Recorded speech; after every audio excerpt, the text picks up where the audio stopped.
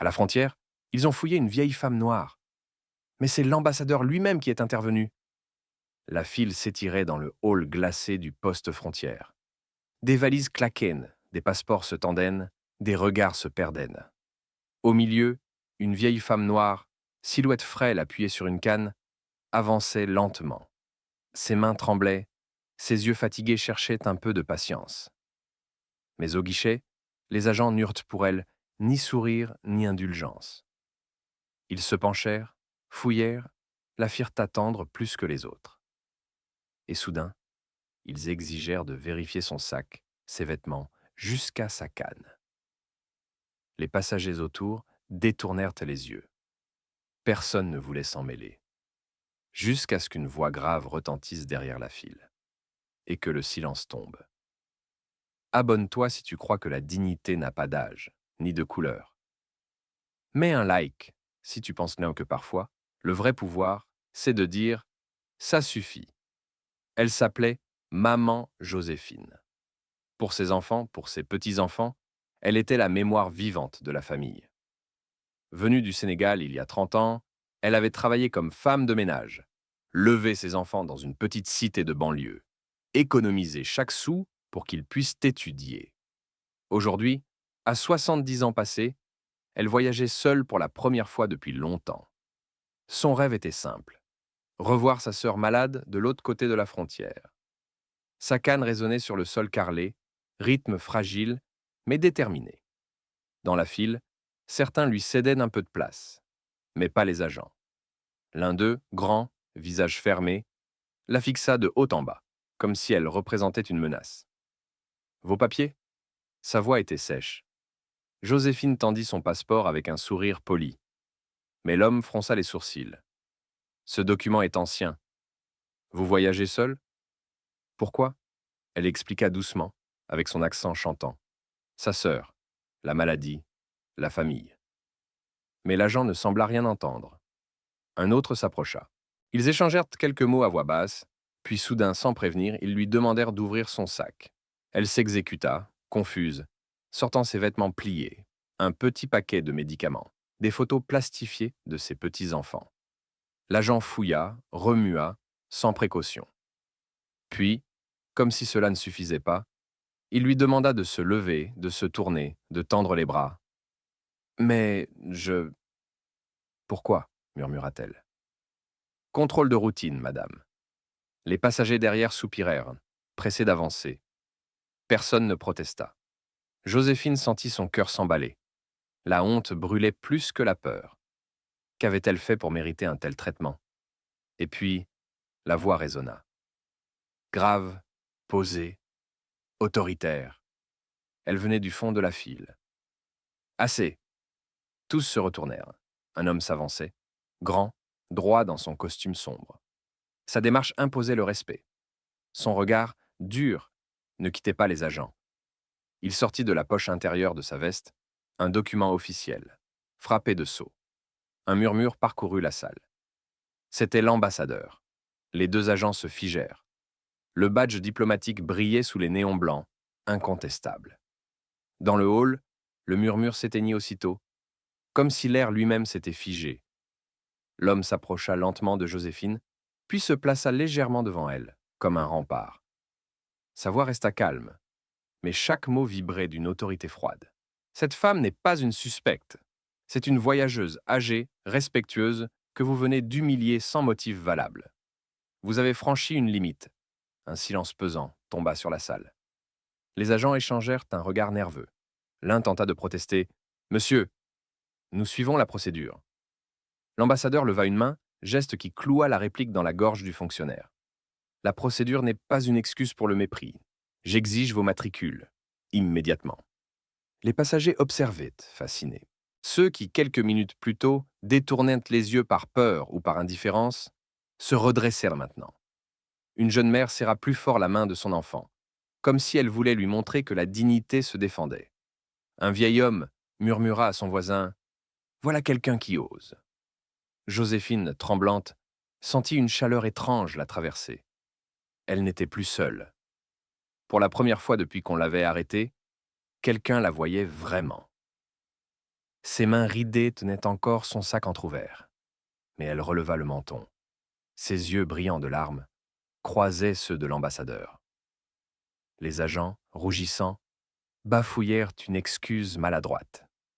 Madame, veuillez nous excuser, nous devons juste.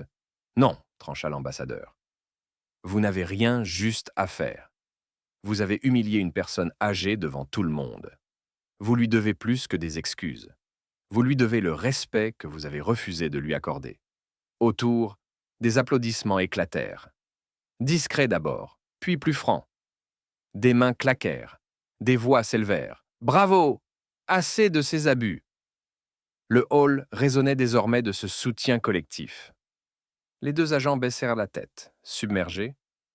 Joséphine, émue, rangea lentement ses affaires dans son sac. Ses doigts tremblaient toujours. Mais ce n'était plus la peur qui les faisait vaciller. C'était l'intensité d'un moment qu'elle n'aurait jamais imaginé. Elle osa enfin parler, d'une voix douce, mais ferme. « Merci, monsieur. Vous m'avez redonné ma dignité. » L'ambassadeur se tourna vers elle et inclina légèrement la tête. « Non, madame. Votre dignité, vous l'avez toujours eue. Moi, je n'ai fait que rappeler aux autres qu'ils devaient la respecter. » Les portes automatiques s'ouvrirent, laissant entrer une bouffée d'air frais. Joséphine fit un pas en avant, le cœur allégé. Derrière elle, les regards s'étaient transformés.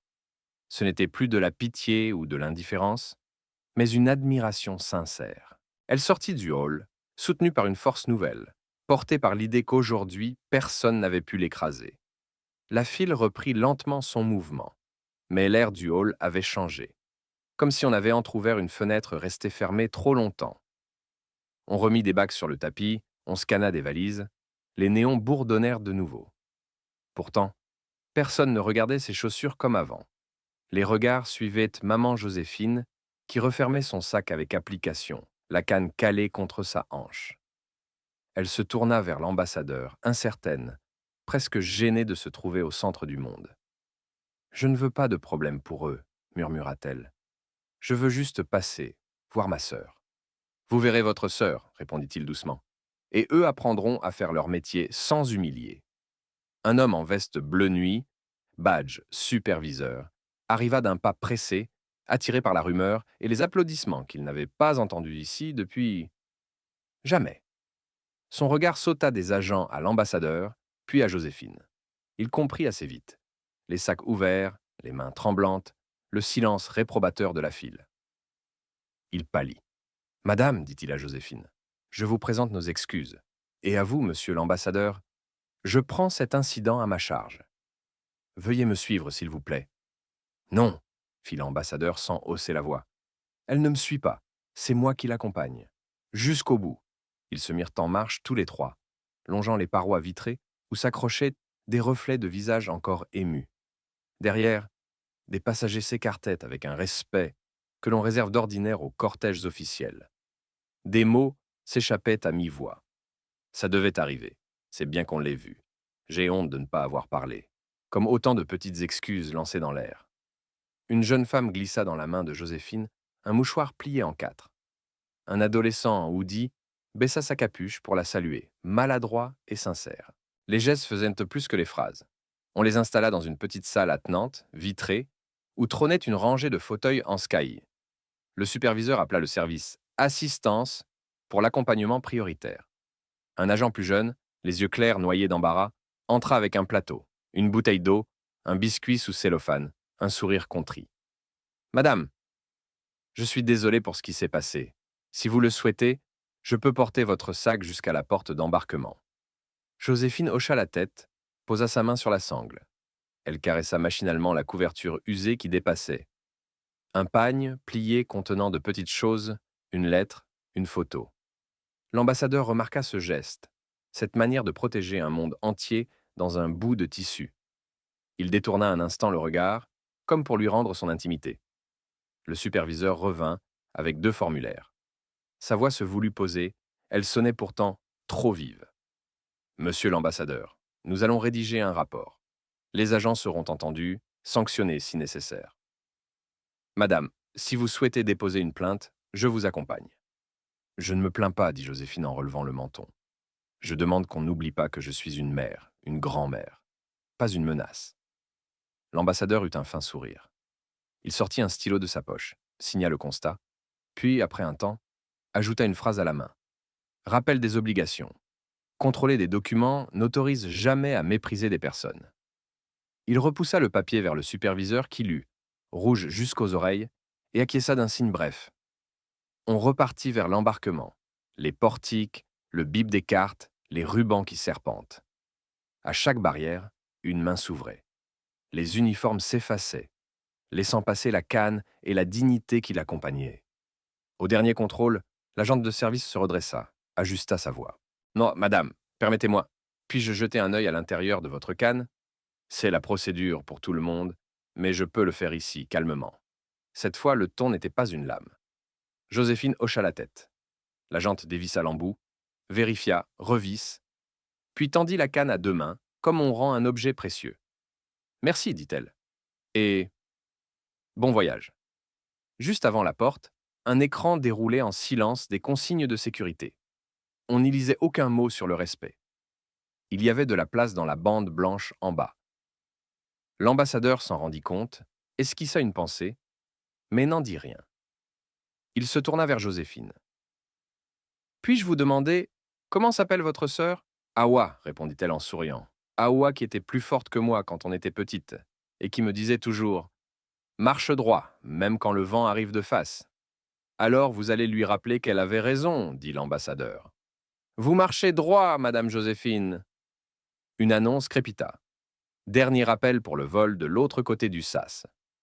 L'agent assistance montra la passerelle. Joséphine serra la main de l'ambassadeur, longue seconde au creux d'une foule pressée. Sa paume ridée, sèche et chaude, racontait plus de choses que n'importe quel discours. Merci, mon fils, dit-elle. Et ce mon fils n'avait rien de familier. C'était une bénédiction. Il inclina la tête, presque gêné de recevoir plus qu'il n'avait donné. Elle fit quelques pas, s'arrêta, revint sur ses pas pour ajouter d'une voix claire, pour elle et pour ceux qui écoutaient, sans oser. Moi, je ne suis pas seul. Et vous non plus. Quand on se regarde en face, personne n'est seul. Elle passa la porte. La passerelle vibra sous la canne. À travers la vitre, on la vit s'éloigner. Petite silhouette vers la lumière pâle du matin. Le hall retrouva son flux, mais pas son indifférence. L'ambassadeur resta un instant immobile, puis fit signe au superviseur. Organisez une formation avec vos équipes. Pas seulement sur les textes, sur la manière de parler, de regarder. Je reviendrai. Je veux les voir à l'œuvre. Bien sûr, monsieur. Et remplacez vos affichages. Ajoutez une ligne là où tout le monde pose les yeux. Ici, on contrôle des documents, on respecte des personnes. Le superviseur nota, soulagé autant que bousculé. Des rires étouffés roulèrent au loin, des valises continuèrent de danser, mais des silhouettes, à intervalles réguliers, cherchèrent le regard des agents, et des agents soutenaient ce regard. On venait de leur rappeler qu'ils n'étaient pas des machines. De l'autre côté de la passerelle, Joséphine s'assit enfin près d'un hublot. Elle sortit de son pagne la photo plastifiée. 3 enfants, 2 petits-enfants qui grimacent, et sa sœur Awa jeune, foulard noué haut, mains sur les hanches. Elle posa la photo sur ses genoux, ferma les yeux.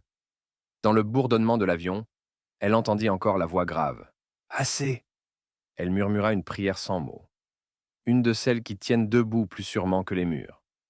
Quand les roues quittèrent le sol, elle sentit la honte glisser quelque part derrière elle, minuscule comme les routes vues d'en haut. Devant, il n'y avait plus qu'une promesse. Une porte qui s'ouvre, une chambre qui s'en lamente. Une sœur qui dira « Tu es venu » et la certitude que, même au milieu d'un hall immense, elle n'avait pas été seule. L'avion fendait les nuages. Mais pour Joséphine, ce n'était pas un simple voyage. C'était une victoire intime. Elle repensait au regard, à ce moment où le hall entier avait retenu son souffle. Ce n'était pas seulement l'ambassadeur qui l'avait défendu. C'était une foule entière qui avait appris, sous ses yeux, qu'on ne pouvait pas traiter une grand-mère comme un colis suspect. À l'atterrissage, ses mains se crispèrent sur la coudoir. Le contact du sol la ramena à sa mission première. Retrouver sa sœur Awa. Dans le hall d'arrivée, une silhouette fragile l'attendait. Foulard coloré, sourire tremblant. Quand leurs regards se croisèrent, Joséphine oublia tout le reste. La file, la honte, la colère. Elles tombèrent dans les bras l'une de l'autre, deux vieilles femmes, mais des cœurs battants comme des jeunes filles. Awa lui murmura à l'oreille « Tu as mis du temps. » Joséphine répondit, un sourire dans les larmes. « J'ai dû marcher contre le vent, mais quelqu'un s'est levé pour moi. » Elles s'éloignèrent ensemble, deux sœurs, deux cannes, avançant lentement vers la sortie, droite malgré l'âge, malgré les humiliations. Et derrière elles, quelque part de l'autre côté de la frontière, restaient les échos de ce hall glacé, où un homme en costume avait dit « assez », et où une foule entière avait appris que la dignité n'était pas un luxe, mais un droit. Même dans les lieux les plus impersonnels, où l'on pense que personne ne nous voit, un seul geste peut renverser la honte et rappeler à tous que le respect ne se négocie pas. Abonne-toi si tu crois, toi aussi, qu'il suffit parfois d'une voix pour changer le destin d'un instant. Mets un like pour soutenir toutes les Joséphines de ce monde. Et dis-nous en commentaire, si tu avais été dans ce hall, qu'aurais-tu fait ?